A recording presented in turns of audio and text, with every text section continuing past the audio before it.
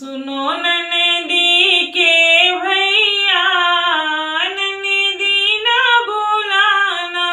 सुनो ननदी के भैया, ननदी ना बुलाना। ननदी के बदले मेरी बहना बुलाना। ननदी के बदले मेरी बहना बुलाना। उन्हीं से सौर लिपवाना। ननदी ना बुलाना।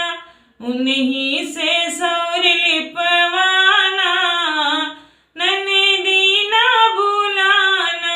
सुनो ननदी के भैया, ननदी ना बुलाना।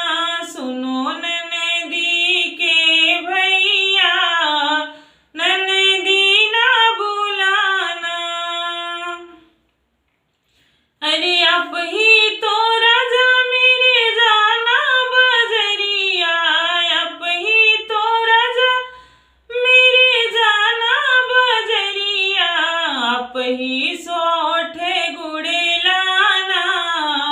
ननदी ना बुलाना। आप ही सोठे गुड़े लाना। ननदी ना बुलाना। सुनो ननदी के भैया, ननदी ना बुलाना।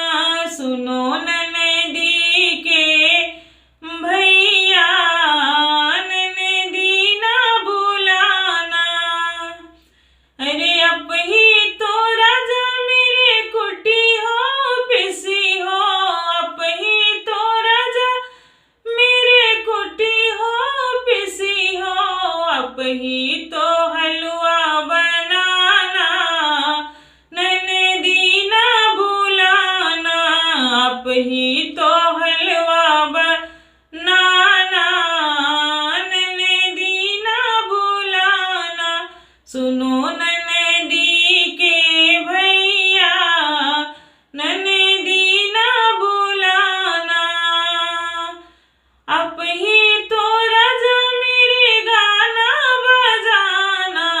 आप ही तो राजा मेरे गाना बजाना। आप ही तो ठुमका लगाना।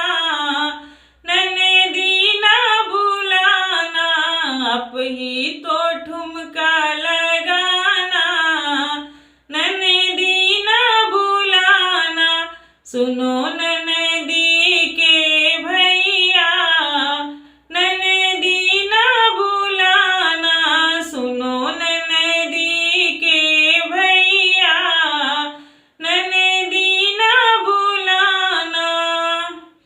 अगर ये खिलौना गीत अच्छा लगे तो मुझे कमेंट में ज़रूर बताइए कैसा लगा मेरा खिलौना गीत।